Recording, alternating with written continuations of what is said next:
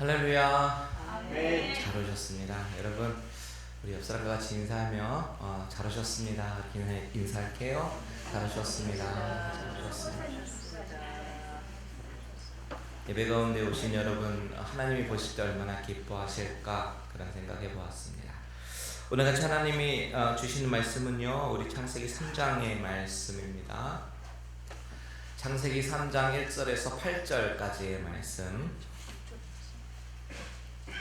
6절까지 있죠. 네, 6절까지입니다. 죄송합니다. 창세기 3장 1절에서 6절까지의 말씀입니다.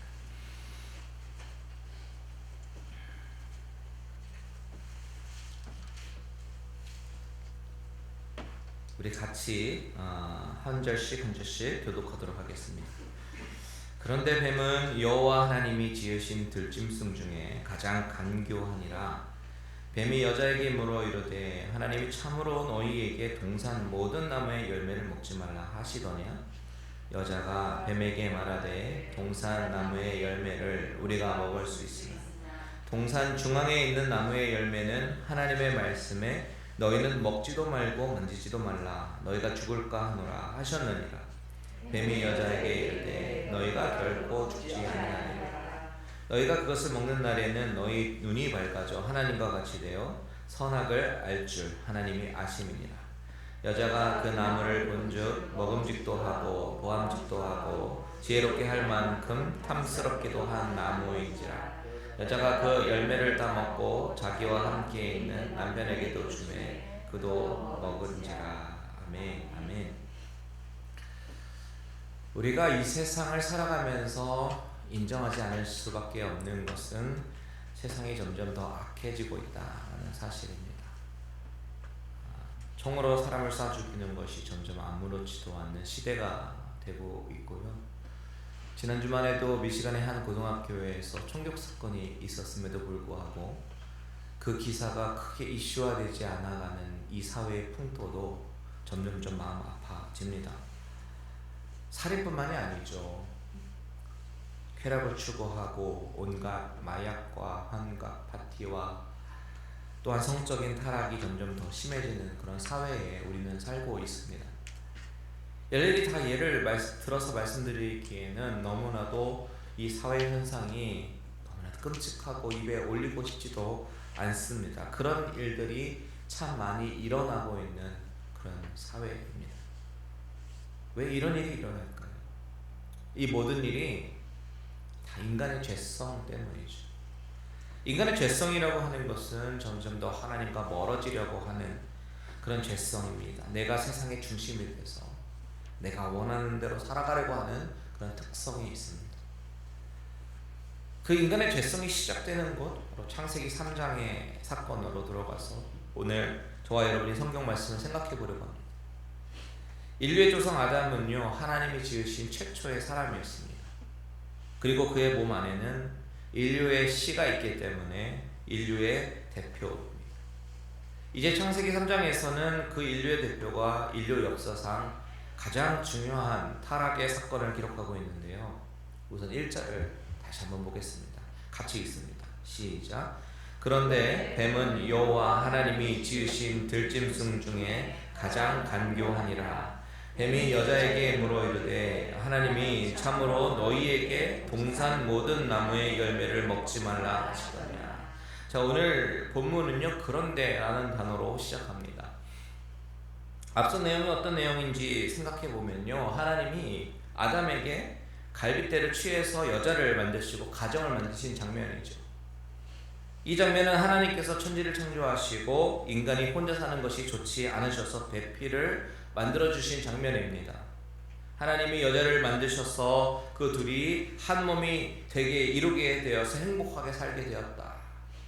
그런데 갑자기 반전을 암시하는 그런데라는 접속사를 통해서 성경은 뱀의 등장을 이야기하죠. 에덴 동산에서 느닷없이 뱀이 등장하는 이 장면을 통해서 그간 행복했던 가정에 무언가 일이 일어나겠구나 하는 그런 복선이 깔립니다. 암시가 됩니다. 오늘 본문에서 그 뱀에 대해서 성경은 뭐라고 소개하냐면 들짐승 중에 가장 간교한 자라고 소개하고 있습니다. 여기서 간교하다라는 말의 뜻은 속이는 일에 영리하다라는 뜻이에요. 속이는 일에 영리하기 위해서는 속이기 위해서 모든 접근에서부터 그리고 일하는 방식, 말하는 방식, 그리고 행동하는 모든 모습 하나하나까지도 영리하게 행동하고 이 모든 것을 철저하게 계산했음을 말하는 것이죠. 뱀의 간교함은 계산되어진 한 질문으로부터 시작되는데요. 그 질문이 뭐냐면 바로 하나님이 참으로 너희에게 동산 모든 나무의 열매를 먹지 말라 하시더냐 라고 물어봅니다. 이 뱀의 질문 속에서 발견되는 간교함, 뱀의 간교함이 얼마나 간교했는지 우리가 먼저 한번 살펴보겠습니다. 첫 번째, 이 질문에서 발견되는 간교함 중에 하나는 뱀이 여자를 찾아올 때 하나님의 이름을 빙자하며 하나님의 이름을 통해서 찾아왔다는 것이죠. 하나님이 참으로 라고 얘기하면서 하나님이 참으로 열매를 먹지 말라 하시더니 하나님의 이름을 언급합니다. 그 이유가 무엇이겠습니까? 경계를 허물고 친밀하게 다가오기 위해서입니다. 여러분, 사탄의 목적이 무엇이에요? 사탄은 하나님께서 지으신 모든 피조물들을 파괴하는 것을 원합니다. 그래서 세상의 파멸을 원해요.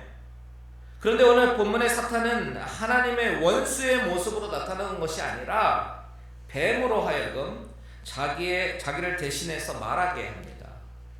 그가 뱀을 이용한 이유는 뱀이 간교했기 때문입니다. 뱀의 간교함으로 인해서 하나님이라는 이름으로 다가옵니다.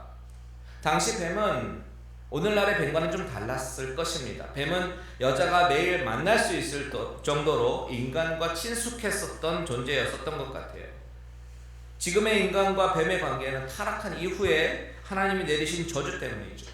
게다가 오늘 본문에서 여자와 대화를 나누는 장면으로 미뤄봐서는 당시 타락 전에는 인간과 동물 사이에 커뮤니케이션이 어느 정도 있었던 것으로 보입니다. 그래서 사탄은 뱀을 사용해서 여자에게 접근합니다. 그리고 뱀은 질문합니다. 하나님이 정말 그렇게 명령하셨냐? 이 아주 심플한 질문을 통해서 여자의 경계를 허물게 만들어요. 두 번째로 또한 이 질문에서 발견되는 이 간교함이 어떤 것이 있냐면 하나님의 선하신 명령이 마치 억압적이고 테두리에 가두면서 구속하는 것처럼 말하면서 뭔가 좀 언페어하구나 라는 그런 마음, 그리고 불만을 갖게 하고 하나님의 명령을 어기고자 하는 그런 마음을 불러일으키고 있다는 것입니다. 여러분, 사탄은 우리의 마음 중에서 불공평하다라고 생각되는 그 마음을 아주 교묘하게 이용하고 있음을 우리는 발견하고 깨달아야 합니다. 우리 안에 있는 불만의 대부분이 사실 어디에서 비롯됩니까? unfair하다라는 것입니다. 다른 사람과 비교하면서 나는 억울하다라는 감정, 나는 불공평한 취급을 받았다라는 그 감정이 나를 상하게 하고 시험들게 만드는 것이에요. 하나님이 진짜 이 모든 것을 먹지 말라고 그랬어? 이렇게 질문합니다. 이것은 하나님께서 마음껏 먹으라 라고 하는 그 말씀을 먹지 말라 하시더냐라는 이 부정문으로 바꿔서 의도적으로 접근하는 것입니다. 하나님이 정말 못 먹게 했어? 하나님이 정말 이렇게 구속한 거야? 너희들이 이렇게 하나님께서 제안하신 거야? 이 뱀의 접근 방식은 여자로 하여금 미처 생각해보지 못했는데 하나님의 이 명령이 너무 일방적인가? 억압적이고 우리를 바운더리에 가두면서 구속하시는 그런 명령인가? 이렇게 생각하게 만듭니다. 이런 뱀의 간교함에 여자가 이제 대답합니다. 어떻게 대답합니까? 2절과 3절 같이 읽습니다. 시작. 여자가 뱀에게 말하되 동산 나무의 열매를 우리가 먹을 수 있으나 동산 중앙에 있는 나무의 열매는 하나님의 말씀에 너희는 먹지도 말고 만지지도 말라 너희가 죽을까 하노라 하셨느니라. 자, 이 대답을 보면요, 하와가 왜 뱀에게 넘어졌는지가 보입니다. 왜 그렇습니까? 가장 큰 이유는 하나님의 말씀을 그대로 믿고 의존하지 않았기 때문에. 하나님의 명령은 분명합니다. 먹지 말라. 먹으면 죽는다. 너무나도 분명하게 말씀하시지만 이 여자 하와는 너희는 먹지도 말고 만지지도 말라. 너희가 죽을까 하노라. 이렇게 바꿔서 얘기합니다. 하나님께서 먹지 말라고 하셨지 먹지도 말고 만지지도 말라라고 말씀하지 않으셨습니다. 만지지도 말라라고 하는 자신의 생각을 덧붙인 것입니다. 이처럼 하나님의 말씀을 그대로 믿고 의존하지 않고 내 생각이 들어가면 내 생각에서 넘어짐이 발생한다는 것을 우리는 보아야 하는 것입니다. 또 한 가지 봐야 되는 것이 이렇게 하나님의 말씀의 왜곡은 또 어떻게 나타납니까? 우리가 잘 알듯이 반드시 죽으리라 라는 명령이 죽을까 하노라로 바뀌게 만드는 것이죠. 여러분, 하나님이 주신 말씀은 절대적인 말씀이에요. 믿으십니까? 상대적인 말씀이 아니에요. 그리고 아주 명확합니다. 헷갈리게 말씀하시지 않으셨어요. 2장 17절 한번 보십시오. 2장 17절. 여기 보시면 선악을 알게 하는 나무의 열매는 먹지 말라. 단호하게 말씀하시죠. 그리고 내가 먹는 날에는 반드시 죽으리라 라고 명확합니다. 하나님의 절대적인 말씀을 여자는 자신의 생각과 자신의 판단대로 해석하고 상대적인 말씀으로 바꾸어 버린 것, 이것이 첫 타락의 근본 원인입니다. 여러분, 이것을 보면서 알아야 하는 사실 하나는 우리가 죄로부터 멀어지고 우리 자신을 죄의 유혹으로부터 지키기 위해서, 그것은 바로 하나님의 말씀을 정확하고 똑바로 알아야 한다라는 것을 우리는 반드시 깨달아야 됩니다. 하나님의 말씀을 내 생각과 결합해서 왜곡하거나 희석하거나 아니면 과장시키는 것이 바로 죄의 출발이고 본질이다 라는 점을 우리는 인식해야 되는 거예요. 이 뱀과 여자, 즉 하와의 대화, 하와와 뱀의 대화를 통해서 우리에게 주시는 의미가 상당히 많습니다. 그래서 우리는 이 대화를 좀 더 진행해서 살펴보겠습니다. 여자가 이렇게 사실 왜곡하고 희석한 부분을 뱀은 아주 교묘하게 다시 파고 들어가죠. 4절과 5절 같이 있습니다. 시작. 뱀이 여자에게 이르되 너희가 결코 죽지 아니하리라. 너희가 그것을 먹는 날에는 너희 눈이 밝아져 하나님과 같이 되어 선악을 알 줄 하나님이 아심이니라. 자, 이 뱀의 이 발언을 보면요, 뱀의 교묘함과 간교함이 아주 절정이 드러납니다. 그 간교함의 절정. 우선 뱀은 하나님의 말씀을 전면 부정합니다. 게다가 더 놀라운 것은 뱀이 하나님의 말씀을 해석할 때에 하나님의 의도까지도 왜곡해서 해석하는 것을 알 수 있어요. 이것은 뱀의 왜곡과 과장의 절정입니다.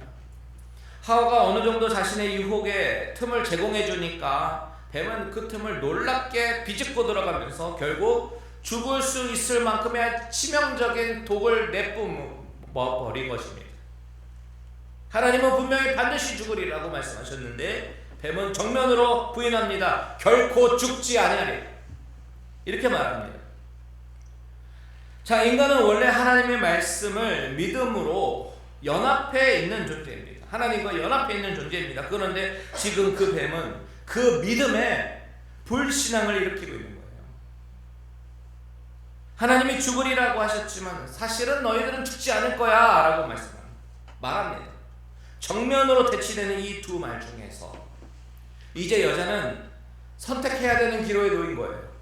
하나님의 말씀을 믿고 따를 것이냐, 아니면 이 뱀의 그럴듯한 말에 속아 넘어갈 것이냐, 이거죠. 전에는 오직 한 가지 말씀밖에 없었습니다. 한 가지 약속, 참되고 유일하신 하나님으로부터 주어진 약속이었습니다. 그런데 이제는 두 개의 약속이 된 거예요. 뱀이 준 약속이 뭐냐면 먹으면 죽지 않을 거야, 선악을 알게 돼서 하나님처럼 될 것이야, 이 약속이 주어진 거죠. 이제 하와는 선택을 해야 되는 상황에 놓이게 된 것입니다. 여러분, 우리가 이 본문의 말씀을 통해서 죄의 본질이 무엇인가를 이해해야 합니다. 그런데 이 죄의 본질을 이해하기 위해서는 이 뱀과 하와의 대화 가운데 하와의 마음속에 어떤 일들이 일어나고 있는가를 관찰해 보는 것이 아주 중요합니다. 결정적이기 때문이죠. 자, 여러분, 뱀의 이야기를 들은 하와는 내면에 어떤 갈등이 발생했습니까? 하나님을 의심하기 시작하는 것.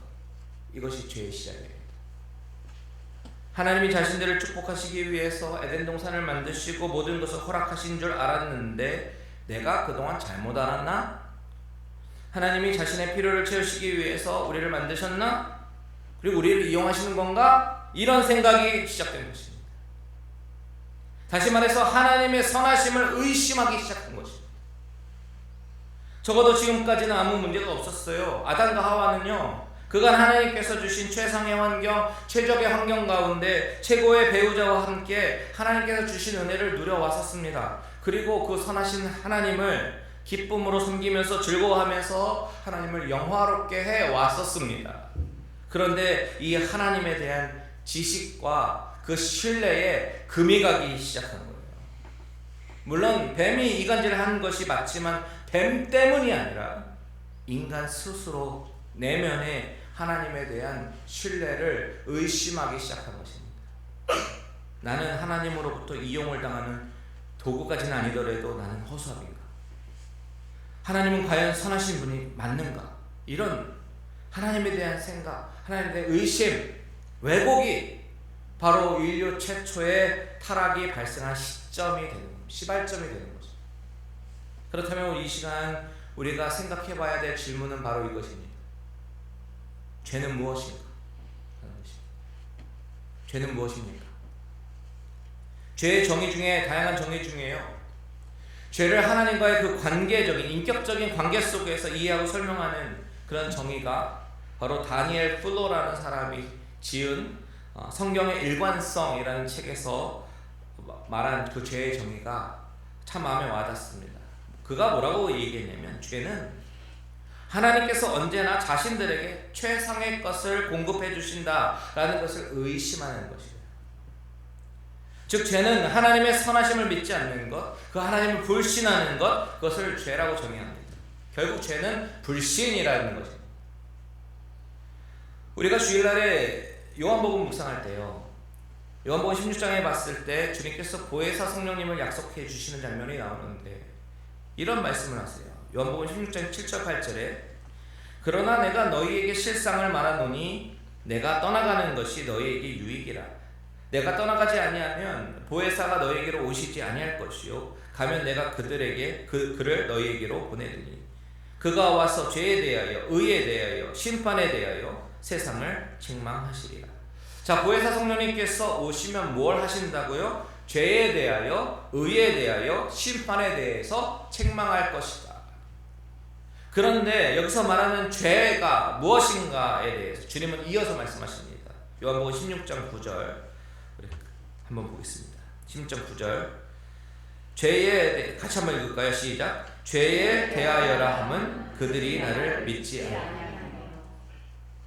주님이 말씀하신 죄의 정의도 바로 하나님을 믿지 않는 것, 불신, 이것이 죄의 정의로 말씀하십니다. 다니엘 플러가 말하는 하나님을 의심하는 것, 이것과 같은 내용입니다. 여러분, 죄 중에 죄는 하나님을 믿지 않는 것입니다.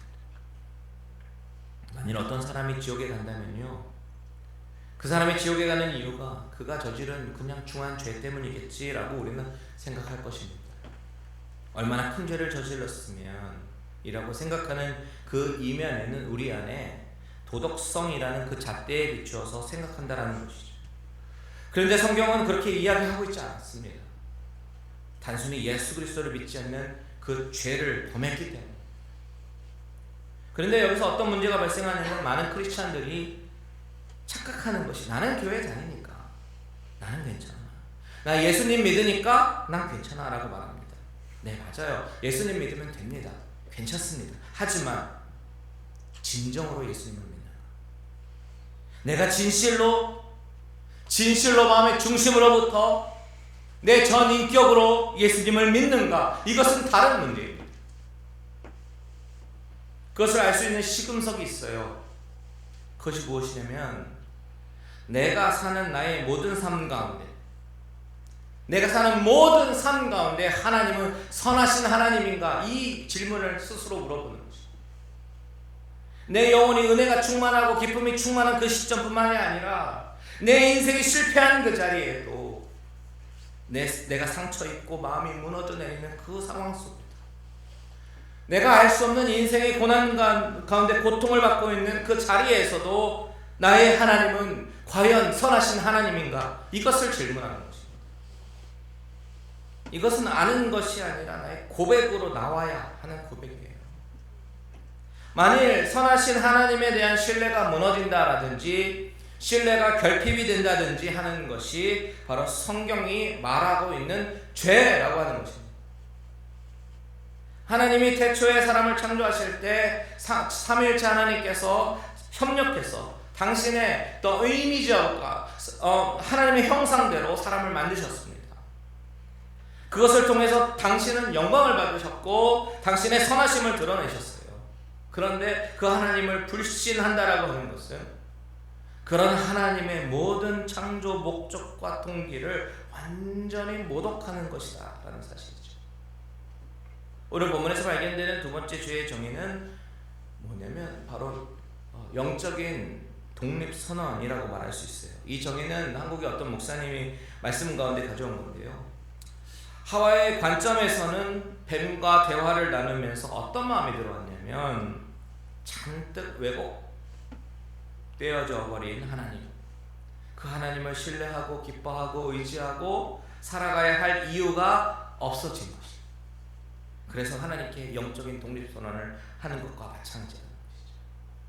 사실 하와는 어떤 존재입니까? 피조물입니다. 그의 정체성은 피조물이에요. 피조물인데 피조물의 위치를 망각하고 창조주로부터 감히 독립선언을 하는 것입니다. 아까 말씀드린 것처럼 유일한 하나님의 명령 one choice에서 two choices로 바뀌었잖아요. 결국 먹지 말 것인가 아니면 먹고 하나님처럼 될 것인가.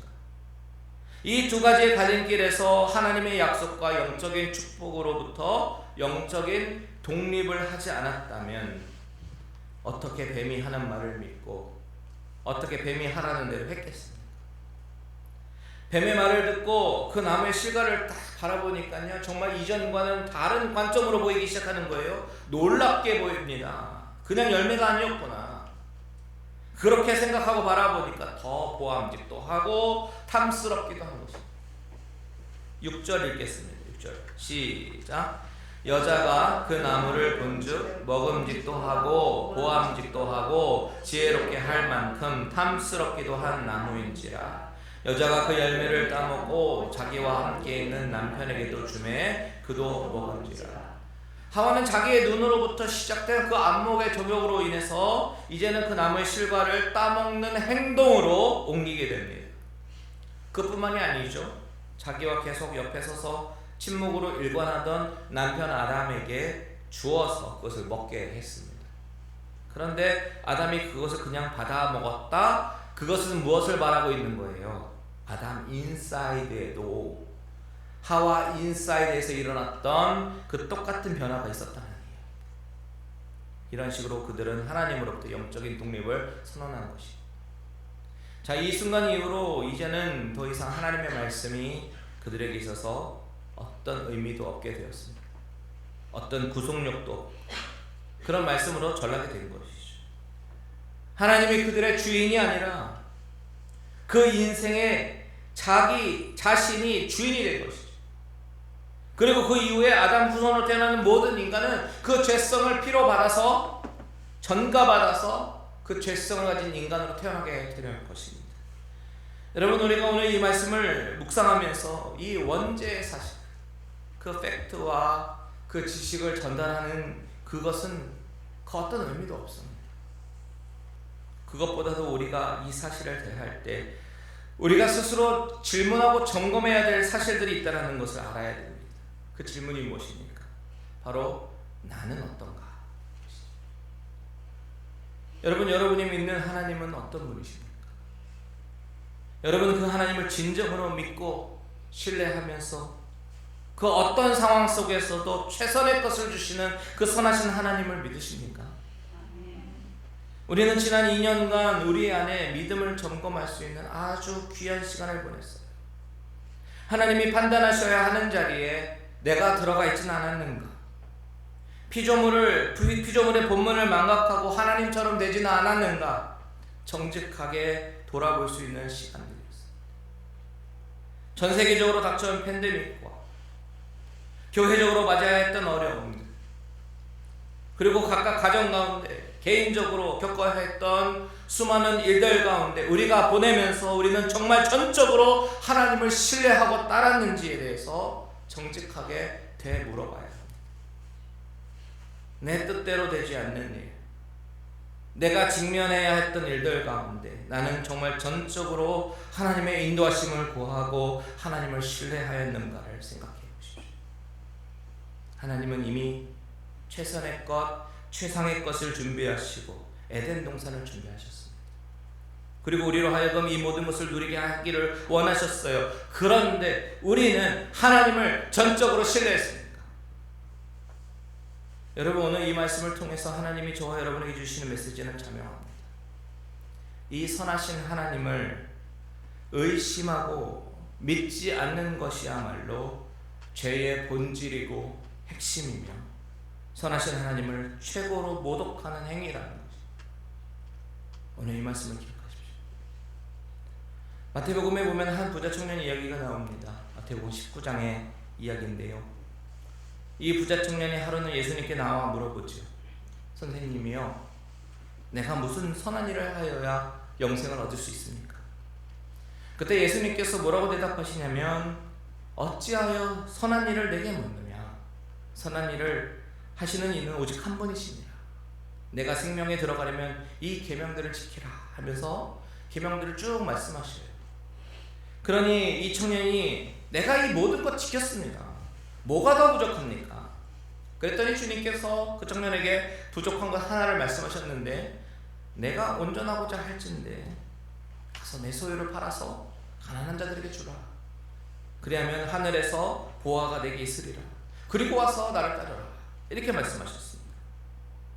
그 이야기의 결말이 어떻게 끝나죠? 우리가 너무나도 잘 아는 대로 그 청년이 재물이 많음으로 이 말씀을 듣고 근심하며 가니라. 여러분, 이 청년의 마음에 숨겨진 문제가 무엇이냐면, 그가 생각하는 죄라고 하는 것, 그것은 계명들 가운데 나타난 해라, 하지 마라, 그것들의 목록에서 하지 않는 것으로 여기고 있었다라는 것입니다. 그만하면 잘 살고 하나님의 뜻에 잘 맞춰서 살고 있었다고 착각하며 살고 있었다. 그것이 문제입니다. 그런데 하나님의 약속을 신뢰하지 못했어요. 왜요? 주님이 말씀하신 대로 다 해서 자기 재물을 다 팔아서 가난한 자들에게 나눠주고 주님을 따라가면 내 인생이 고생스러울 것 같고 내 인생이 손해받을 것 같은 그 두려움이 그로 하여금 돈을 포기하지 못하게 만들고 근심하며 가게 된 것입니다. 주님이 지적하시고자 하는 것은 너가 가장 신뢰하는 것, 너가 가장 아끼는 것, 그것이 하나님이 선하시다는 생각이냐 아니면 너의 물질이냐, 그것이죠. 하나님이 모든 것을 공급해 주시는 공급자임을 신뢰하지 못했다는 것이. 이 이야기를 더 이어가다 보면 돈에 관한 이야기로 빠질 것 같아서요, 혼돈스러우실까봐 더 이어나가지는 않겠습니다. 요지는 이것이에요. 내가 바라는 것, 내가 원하는 것이 있어요.